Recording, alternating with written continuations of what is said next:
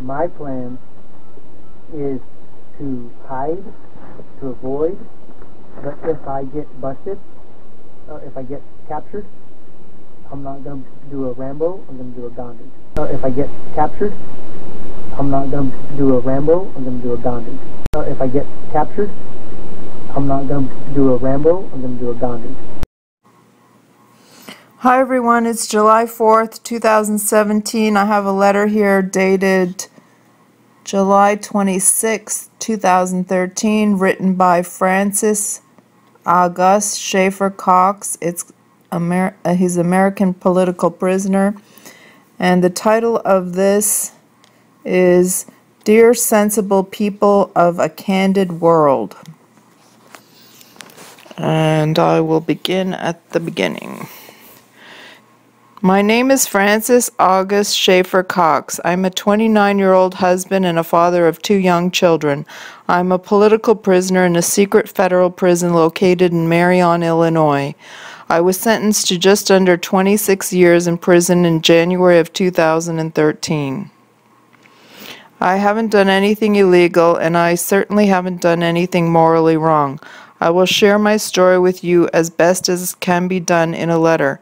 It is my hope that after investigating what has been done to me and my family, you will conclude that it would be right for you to help us. To that end, this is our story. I was born in Denver, Colorado, USA, to Gary and Jennifer Cox. My father, who attended West Point, was the pastor of a small church and taught Greek and Hebrew at a local university. My mother was a school teacher before she had children. After my sister, 2 brothers, and I were born, she stayed home to raise us and see to it that we all got a proper education. In the early 90s, my father went into business with his brother David, a family we provided. David Cox, the former chief of staff for Senator David Boren. As the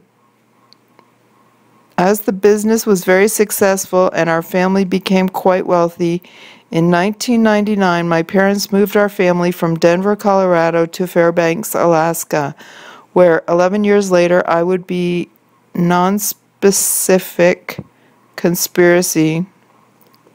I would be arrested and sent to prison after being accused of a vague and non-specific conspiracy against the federal government. A conspiracy that the prosecutors AFGUED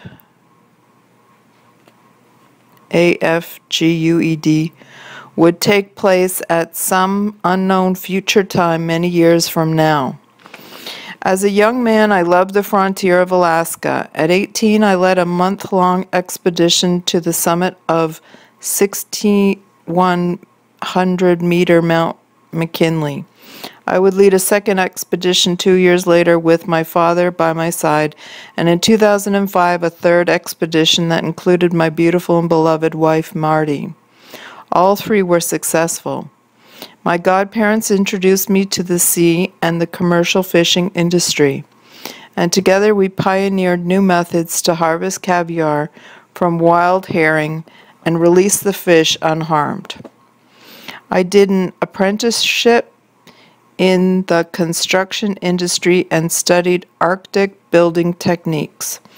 Before going into business for myself, I worked with a large company to build power plants and remote gold ore processing facilities in Alaska's wilderness.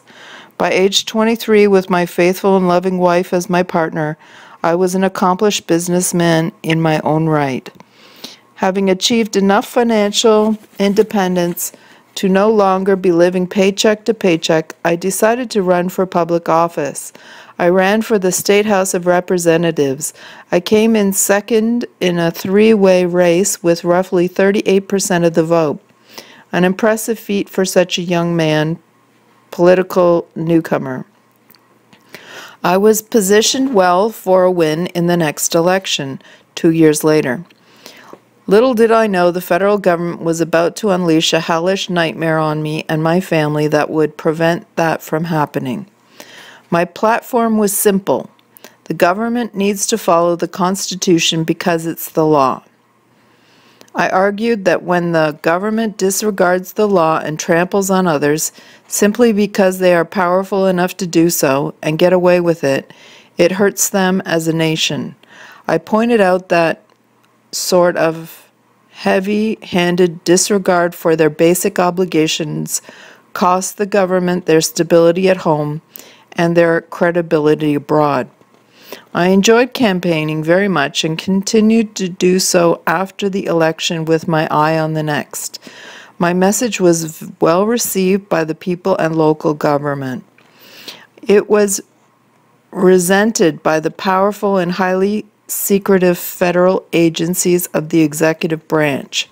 I traveled and gave speeches to crowds that continued to grow in size. I warned that the federal government's current behavior was unsustainable, that they were quickly running out of credit and credibility on the world stage, and that if they did not come under sensible behavioral norms soon, they would lose their position of preeminence. At that point, I contended that the responsibility would fall back on the shoulders of the people who had created this government and let it run off its rails. The solution, however, was simple. Pick up the pieces and put things back together, and this time follow the Constitution that had served us well for hundreds of years. My message was simple, safe, and conventional. Not only did I call on governments to follow the Constitution, I encouraged the people to be faithful in the civic duties the Constitution placed on them. While there were many of these, the one that got the most media attention was the militia. The U.S. Constitution requires all able-bodied males to be prepared to serve locally in times of trouble. This concept was somewhat outdated and largely neglected in America at the time. But if we were going to ask the government to follow the Constitution, we needed to be willing to follow it ourselves or else be hypocrites. This militia was not a group, properly speaking, so much as a cultural obligation to make a good faith pledge of our willingness to personally contribute to the safety and well-being of the people around you if needed. The feds, being offended by my open criticism of their self-destructive habits, searched high and low for a reason to arrest me, but none could be found. I was an innocent man, an honest man. I paid my taxes, I did right by people in business, I followed the law, so they decided to try inducement. The FBI hired locals to try to talk me into committing a crime. These hired provocateurs, many of whom had criminal pasts, started to come to me and argue that I was doing things all wrong.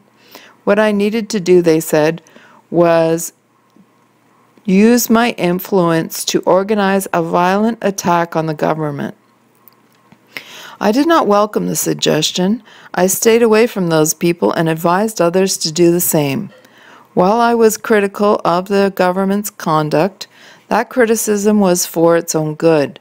Using my influence to encourage a violent attack on the government would only destroy the peace and stability that I was ultimately trying to preserve.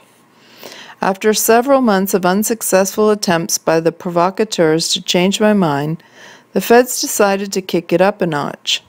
They knew how much I loved my wife and children, so they devised a way to attempt to exploit that as a weakness. What they did next is perhaps the most morally reprehensible aspect of this whole ordeal. It was so bad, in fact, that the military police from a nearby base ended up intervening to help me and my family. This is difficult for me to write about. It makes me angry and heartbroken at the same time. But throughout it all, I didn't cave into their pressure. Of that, I stand proud. In the spring of 2010, I was charged with a reckless misdemeanor related to an argument that involved my wife and her mother. That charge was resolved 3 days later. The following week, I was charged with a minor weapons offense that would be dismissed completely over a year later. followed by a complaint by the feds that my wife and I were neglecting our 1.5-year-old son Seth. At this time, not only are my wife and I loving and good parents, but we are licensed by the government as foster parents. So the Office of Child Protective Services knows us and knows we are good people and has even certified us as good parents. Courts had placed troubled children in our care during legal proceedings and so forth before we had children of our own. As a result of my wife and I volunteering in this way, we were very familiar with the policies of the Office of Children's Services, or OCS. So, when there was a knock at the door one morning and I was told that OCS was there to take Seth Cox into their custody, I knew something was wrong. I called my attorney, Robert John, and asked him what to do. He called me back a few minutes later and told me to come directly to his office. When we arrived with our toddler son, he told my wife and I that a judge had signed a use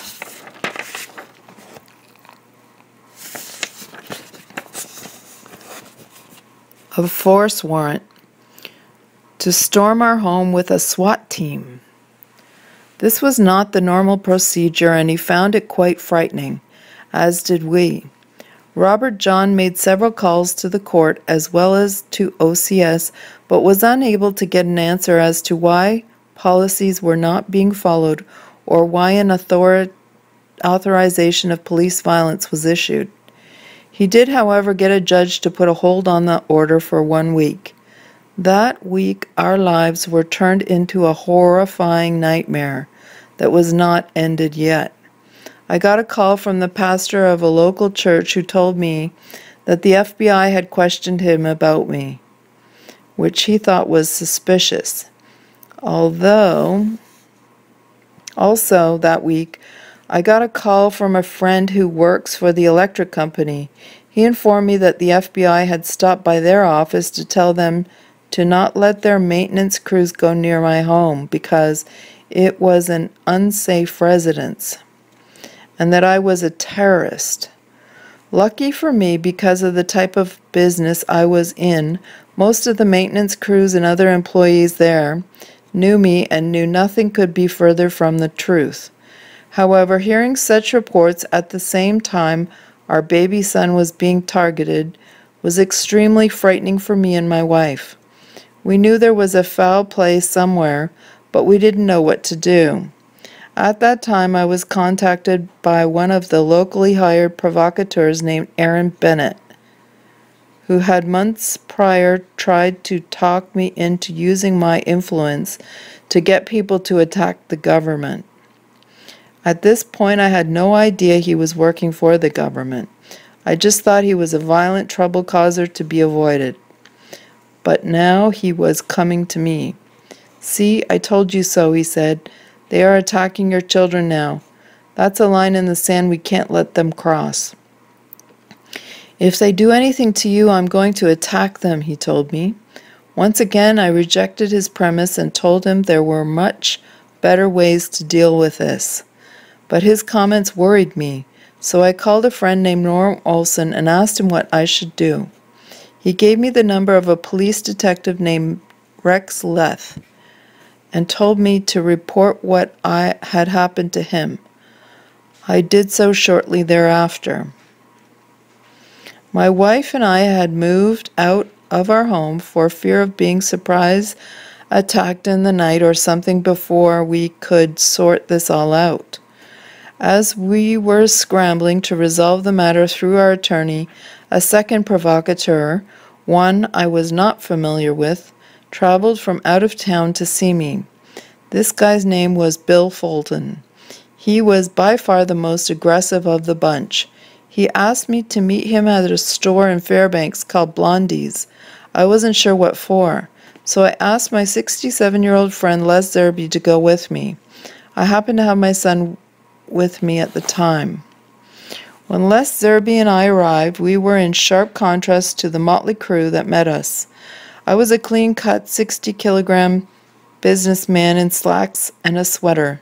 Les was a white-haired gentleman who carried himself with a dignity that was fitting to his years. We were met by a group of no less than 8 intimidatingly big thugs led by Fulton and Bennett. They started in immediately, telling us how the government had crossed a line by attacking our children, and that they were ready to go attack the government over it. They went on to say that all they needed was for me to make a plan, then use my name to draw public support. Bill Fulton said he already spent thousands of dollars to come to Fairbanks, prepared to do battle with the government. Now, before I feel too bashful for even being present for this kind of crazy talk, let me remind you that all of this nonsense is coming from the government. None of this was born in my head unless Zerby and I didn't know what this meeting was about before we showed up. It was more or less an ambush. With that said, let us continue. Fulton and Bennett proceeded to push for violence and insisted that I must make a plan. When Les and I told them plainly that we wouldn't do anything of the sort, now or ever, Fulton lunged at Les with a knife and held it to his throat. He then looked at me and told me he was going to slit Les's throat if I didn't agree to go on a violent rampage like he wanted me to. I tried the best I could to calm him down, and he eventually did let go of Les.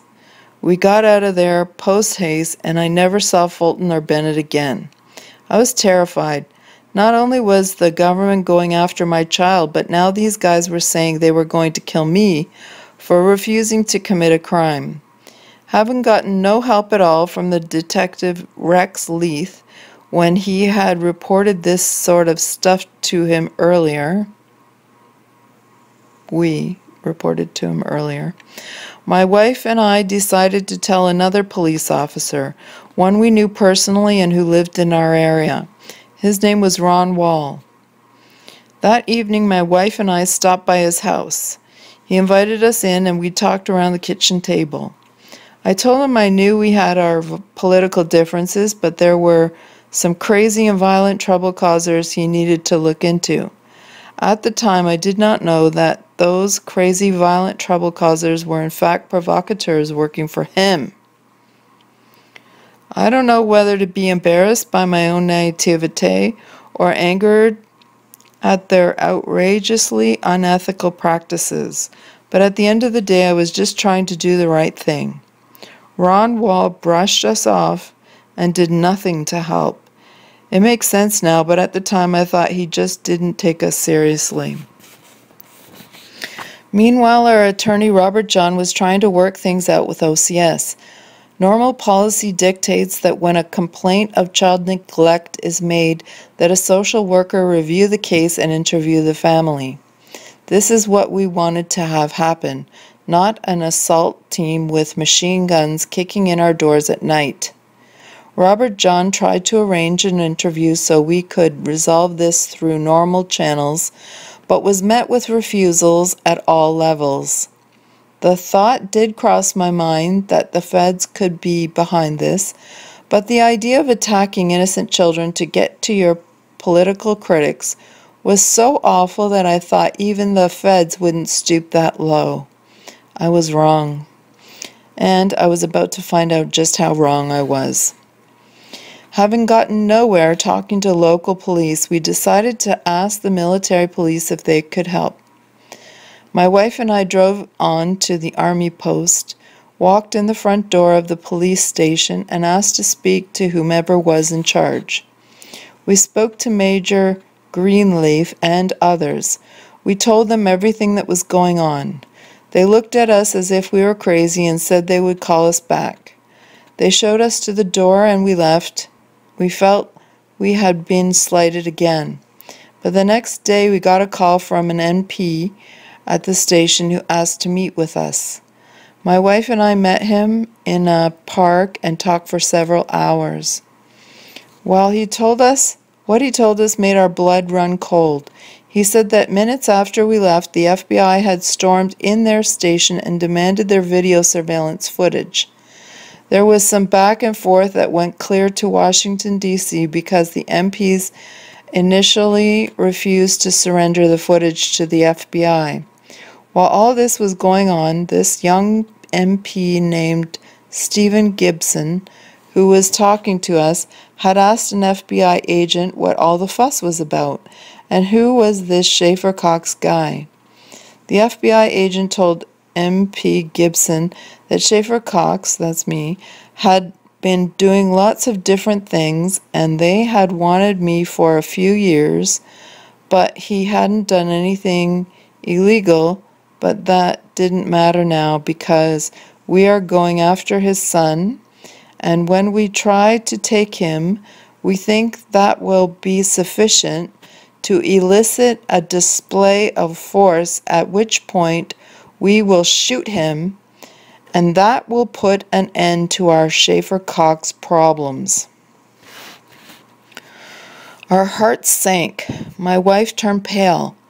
It is a horrifying thing when a police officer takes you aside and tells you federal agents are planning to kill you. What can you do at that point? I felt completely exposed and unsafe. Everything became fearful, and deep down I started to panic. It all seemed too far-fetched to be real, but there we were in the middle of it. I could no longer sleep at night, and I was constantly on edge. I went to the media and told everyone who would listen about what was going on. It didn't help. I made some blustery, tough guy comments I would later regret, but all in all, I did all right, considering the pressure I was under. At the end of the week, we went to court with our attorney, Robert John, to sort out the use of force warrant for our son. The courtroom was filled with our family and friends and supporters. I told the judge everything that was going on and pleaded with him to be reasonable and de-escalate things. I told him about the feds, about the crazy violent trouble causers. I stated for the record my opposition to any sort of foolishness that could lead to bloodshed. I was frazzled and exhausted and at a loss for what to do. And this, being threatened and terrorized, is what I got for refusing to commit a crime when pushed by undercover agents to do so. After the social worker from OCS, who was in the courtroom, heard what I said, I think she realized she had been used as a pawn by the FBI.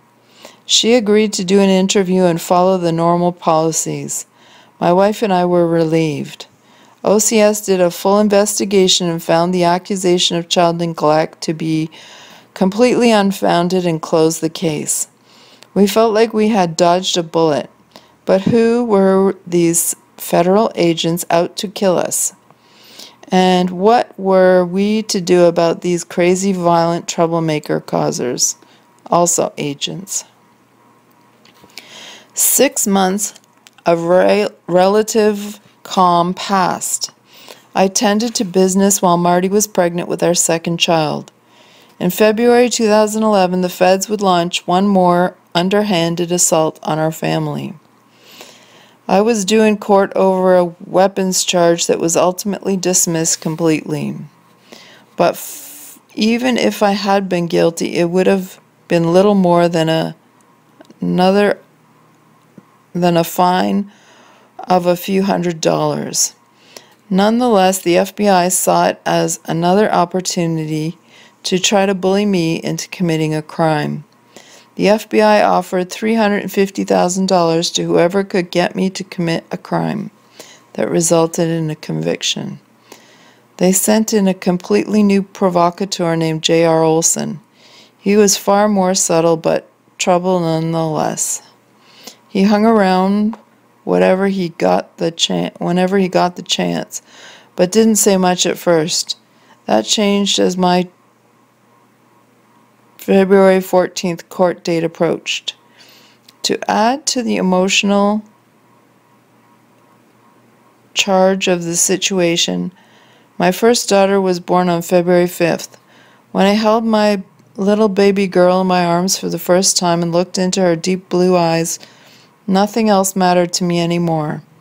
All I wanted was to be with my family and be safe. Politics was no longer worth the trouble it caused me and my family. The next day, J.R. Olson tracked me down at a Super Bowl party to deliver a message from Bill Fulton, the knife-wielding thug and provocateur from Blondie's. I was afraid for my life from Fulton and would not go near him, so he had to send his threats by someone else. J.R. Olson told me that Fulton's patience was running out and that if I continued to refuse to join him, Fulton was going to kill me and start a fight with the government himself. Fulton further declared that if I lost in court on Monday, or if I turned myself in, he would start killing people. I panicked at that point. I told my wife that we needed to leave the country because our lives were in danger. She agreed, and that very night we packed what little we could and drove toward Canada. We stopped for the night at a friend's house about 100 kilometers outside of town. Of course, the FBI had followed us, and the next morning, before we could leave, J.R. Olson showed up. Not knowing he worked for the FBI, I told him I was leaving the country with my family. He told me that there was an arrest warrant for me now, that I hadn't shown up for court. He told me Fulton was serious about killing people, and that if I was stopped at the border, it would surely set things off. I didn't want that to happen. Again, let me remind you that Fulton and Olson are both FBI, and this whole sick nightmare is being created by them. Now, I had to figure out a way to get out of the country without getting caught and thus setting off these crazy violent trouble causers. My family and I moved a few kilometers to some different friend's home that was a more kid-friendly environment. The FBI was in a panic because I was about to leave the country without committing a crime, and they would lose me forever. So they had J.R. Olson call a handful of people and tell them. I had called a meeting. Of course, I had done no such thing, but that didn't matter. That morning, February 19th, the FBI told J.R. Olson that he had to get us to agree on a specific plan of how to attack the government. The FBI was very specific in their instructions to him. FBI agents Sutherland, Westerhouse, and Alaska State Trooper Thompson had even gone so far as to write up an affidavit in support of a warrant in advance. It laid out in great detail the criminal activity they were planning to have us do. Of course, none of the highly detailed events attested to in the affidavit had happened yet. This wouldn't have been a problem for them if they had succeeded in getting us to plot a crime, but they failed to get us to do anything illegal and just made me that much more frantic to get out of the country.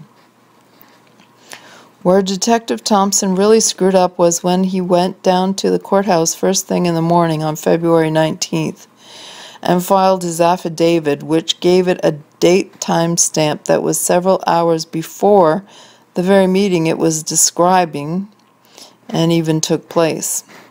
This meeting the FBI had orchestrated didn't go how they wanted it to at all. All we talked about was how we were afraid for our lives from Fulton and Bennett and how to safely get me out of the country. As a last-ditch effort to the FBI to keep me from getting away without even having committed a crime, the FBI had J.R. Olson tell me he could arrange our safe passage to Canada through a friend of his who was a truck driver. There was no truck driver. It was all just a ruse to keep us from leaving. The fictitious trucker was delayed for several different made-up reasons, and 3 days stretched into 3 weeks. Over the course of these 3 weeks, my wife, 2 children, and I were hiding in the upper room of my friend Coleman Barney's home. J.R. Olson stopped by several times to try to talk me into adopting Fulton's retaliatory plan called 2 for 1. He tried to convince us to make a hit list, but I still insisted on leaving the country. I told him over and over that nothing good would come from that, and that I was going to pull a Gandhi, not a Rambo. J.R. Olson was wearing a wire, and these interactions were recorded, but in the end that wouldn't matter because the judge wouldn't let them be played at trial. But we still have them. When the FBI felt they could hold us no longer, J.R. Olson called to tell me the trucker had arrived and was ready to haul me and my family out of the country. Coleman, Barney, and I drove to town where we met J.R. Olson. Olson had us get in his pickup truck so he could take us to meet the, quote, trucker. But instead of a trucker waiting to take us to safety, there was an FBI ambush waiting to take us to jail. J.R. Olson had been instructed to crawl under his pickup truck so he wouldn't accidentally be shot by the FBI's takedown team. And the takedown team had been advised that I had given orders to shoot police on site before even determining the reason for the interaction.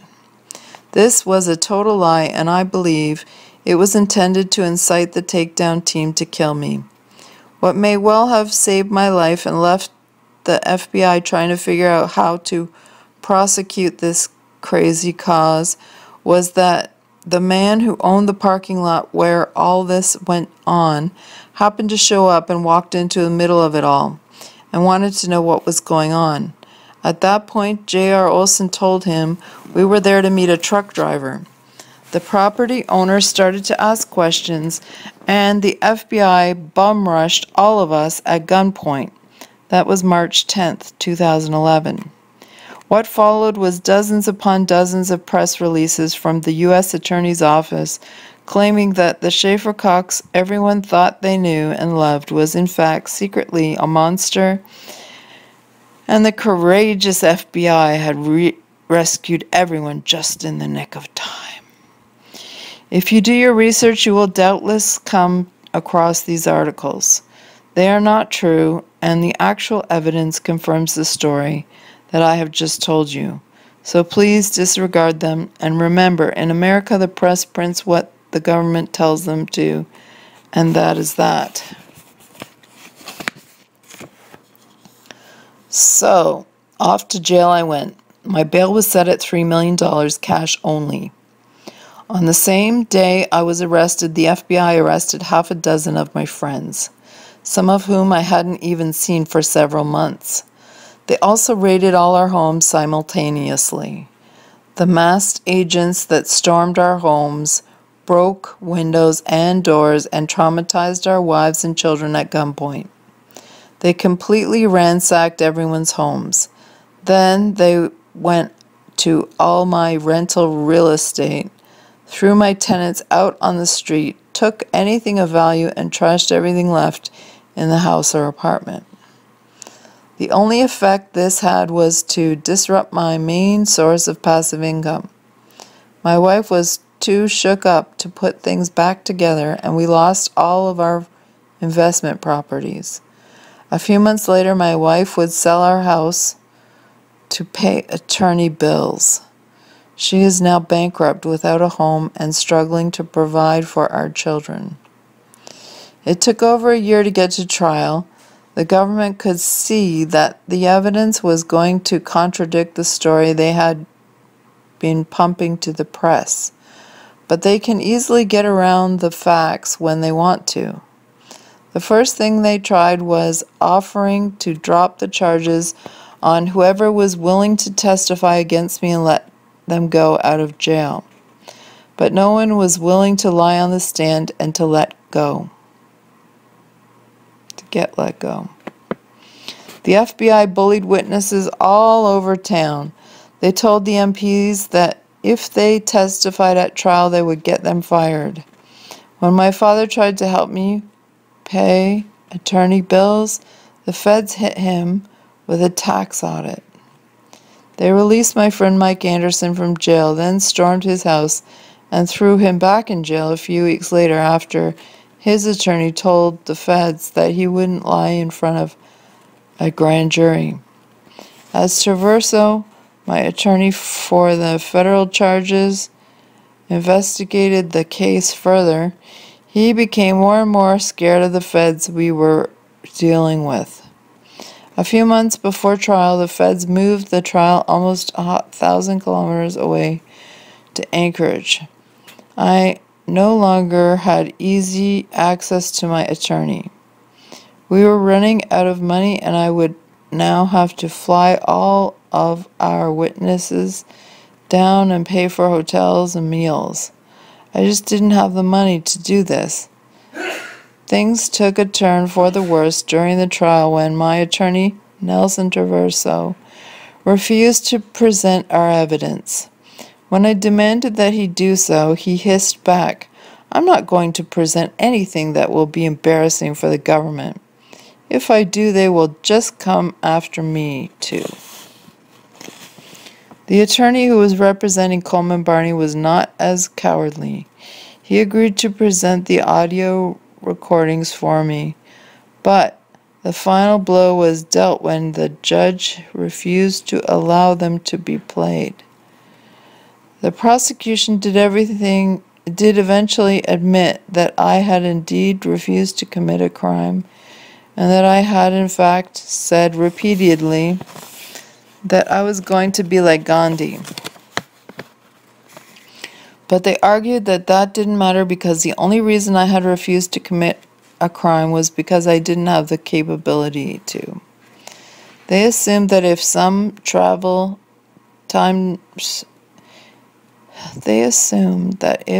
time several years in the future I was to become strong enough to beat the government in a fight, I would change my mind. I was convicted of conspiring against the government and scheduled to be sentenced several months later. My cowardly attorney named Nelson Traverso withdrew from the case, and I was appointed a new public defender from Seattle, Washington, named Peter Camille. Also at this time,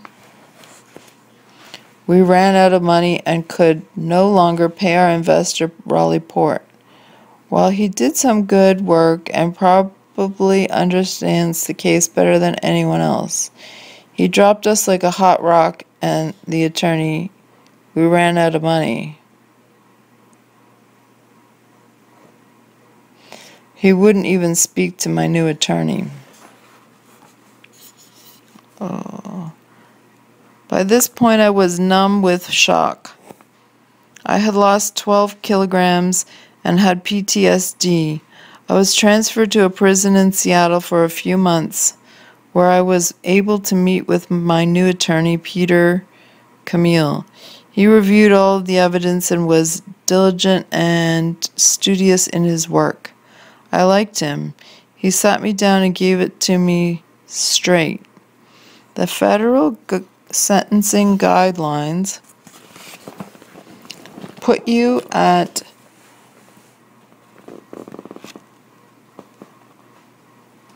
a life sentence, and there's no question about it, he said. Now, I've gone over all the evidence, and I know you are innocent. Okay, I know that, but that doesn't matter. I'm here to do everything I can to get you less than life. That's all we can do. But if you go in there and tell the judge that you are innocent and that the government did wrong in this case, even though it's true, if you say that, you will get a sentencing enhancement for refusing to accept responsibility for your crime, quote. And you will get an even longer sentence than the one you've got coming. The only other thing we can do is see if we can get a doctor to say that you were crazy during the time leading up to your arrest. That could be a reason for the judge to not give you life. I hated this! Exclamation mark. It was wrong! Exclamation mark. I was innocent! Exclamation mark. The government had done wrong. I wasn't crazy. I reacted how any normal, honest person would in such a situation. The FBI were the crazy ones for what they did to me. I pounded my fist on the desk in frustration and righteous indignation. Peter looked across the desk into my eyes. He spoke with a helpless compassion that an older man feels for a young man being forced to lay down his ideals. Schaeffer, everything you just said is right, and you can go to sentencing and say it, and you will get 10 or 20 years more. If that's how you feel you must do it, I will understand, and I won't fault you for it. But it's just crazy to get you to at least meet your children someday. That is when they beat me. That is when I laid down my soul. I knew he was right. I felt utterly helpless. I was no longer a man.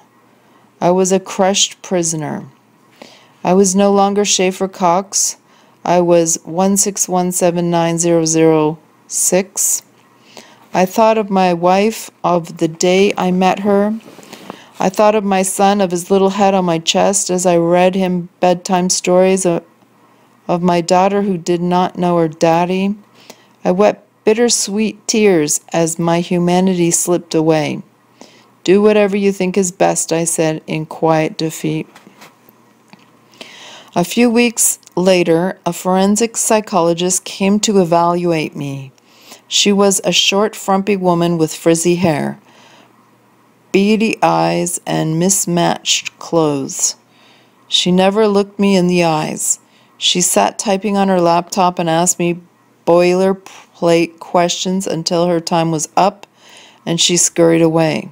She submitted a report to the court saying that I was all kinds of crazy, that my political opinions could only be the result of mental illness, and that I therefore should not be held liable for them. What effect her report had on my sentencing is difficult to say, but it left me completely humiliated. By the time I was to be sentenced finally arrived. The judge had received hundreds of letters from people all over the country, and most of whom knew me personally. They uniformly condemned the prosecution and attested to my true character as a man who was not even capable of the sort of things I was accused of. The judge was visibly upset by the letters. He took the bench and scolded the packed gallery. This case isn't about shutting someone up. Mr. Cox is guilty of a crime, he bellowed. Though he could not, with any specificity, point to what exactly this crime, quote, was, Stephen Scrocky, Assistant U.S. Attorney for Alaska, argued for the government. He claimed I needed a long sentence because my problem was my religious and political beliefs, and I could not be rehabilitated from that. The judge gave what may have been the most honest summary of the whole case just before he handed down my sentence. He said, Mr. Cox is deserving of a lengthy prison time sentence because so many people listened to him. Then he gave me 26 years in prison and took an early lunch. It wasn't life, but it was enough to effectively orphan my children and widow my wife. I was stuck in a nightmare I couldn't wake up from, but it was about to get worse. I was put in solitary confinement for months and eventually transferred to a secret prison for political prisoners in Marion, Illinois. It is a prison within a prison. It is called the Communications Management Unit, or CMU. CMU prisoners' contact with the outside world is extremely limited and tightly controlled. I am allowed to talk to my wife by phone 30 minutes a week, and we are only allowed to talk about pre-approved topics. If I tell her anything that goes on in the CMU or who else is in here, I will no longer be allowed even the little contact we do have. The only way out of the CMU is to renounce your beliefs and demonstrate a willingness to not talk to the media. I guess Scrocky was wrong. You can be rehabilitated from what you believe. It just takes 20 years in the CMU. The prisoners who are defiant are sent to the hole. It is a bare 3 meter by 3.5 meter concrete room. The temperature is 40 degrees Celsius. Freezing. You sit and sweat in solitude for months or even years with no human contact. I am taking a great risk to send this letter to you. When it becomes known, I may be shackled and sent to the hole for the rest of my time. But it is a risk I am willing to take, not for me but for my children. Official policy does not sanction the sort of things that go on in here. But there is a huge difference between policy and practice these days. I have a few months left to appeal my conviction, but since I am not allowed to speak with my attorney, that deadline is likely to come and go uneventfully. My conviction will be upheld and the nightmare will continue. There is very little anyone can do. People who have tried to help me have been harassed and intimidated by the FBI. Even my father, who loves me and is very close to me, is too scared to talk to me because the FBI is bullying and intimidating him.